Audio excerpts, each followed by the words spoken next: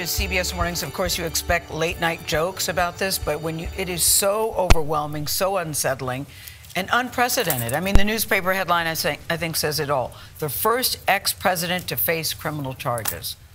Let's just let this all sink in for just a second. This is very serious stuff. It's something that has never, ever happened in this country before. Which is pretty sad because being that, you know, presidents shouldn't be able to get away with crimes just because they are president at the time, or became president, or was a president.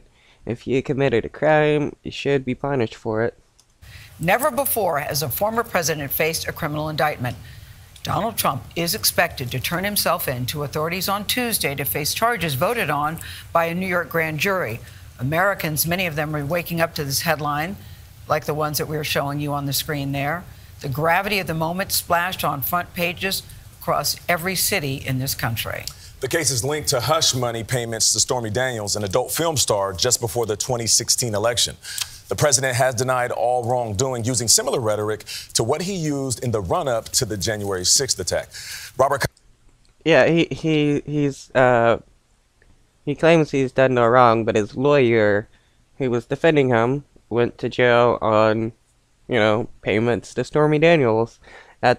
And, you know, Michael Cohen says he did it at the behest of Trump. Costa joins us now from outside the New York County Courthouse. Bob, good morning. Good morning, Nate. Former President Donald Trump, the first president to ever be twice impeached, now the first former president to be indicted. One Trump advisor told CBS News Trump was taken aback by the news, but he now believes the Republican Party will rally around him as he once again seeks the White House. Yeah, no surprise there that there's going to be Republicans that are still going to back him. He still has a bunch of followers and cult members that do. They're trying to destroy Donald Trump because they fear him at the ballot box. Republicans Thursday rushed to the former president's defense, from his son Eric. My father's only crime was winning the 2016 election. To Florida Governor Ron. No. It wasn't just his crime wasn't winning the 2020 election. It was, you know, hush payments to Stormy Daniels. It was the interference in the election by asking the Georgia governor for a bunch more votes in the election with Biden. Yeah, so you know, it's funny how they just keep lying that Trump didn't commit any crimes whatsoever.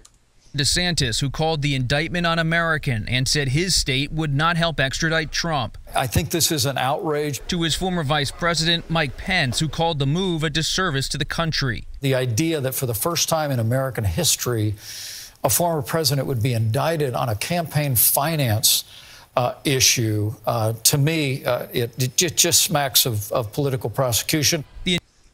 Don't do the crime if you can't do the time.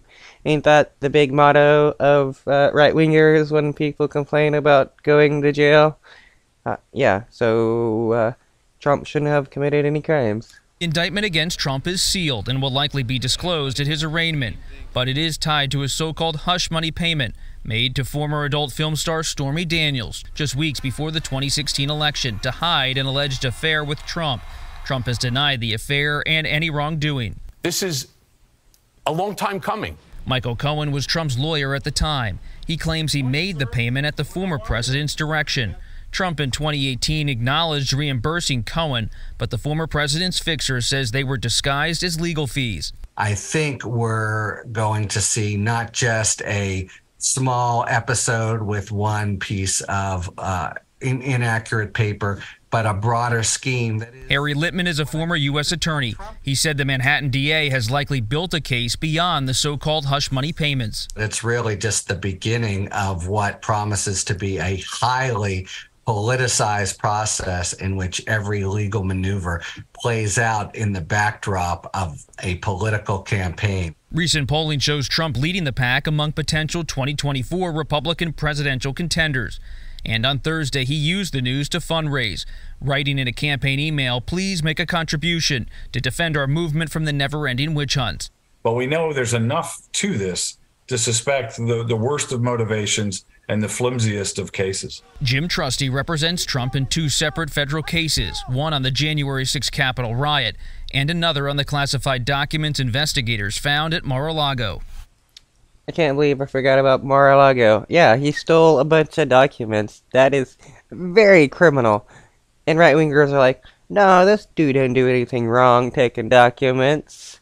Like, come on. I think what the president really hopes for more than anything else is transparency, that every American looks at this process, spots the foul. He's got ridiculous strength. I mean, I've known the guy for a while now. He takes a lot in stride.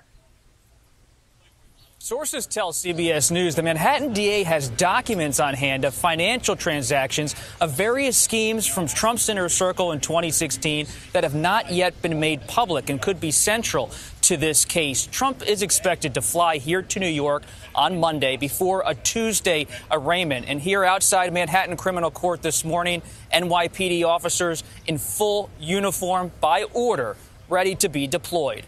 Vlad.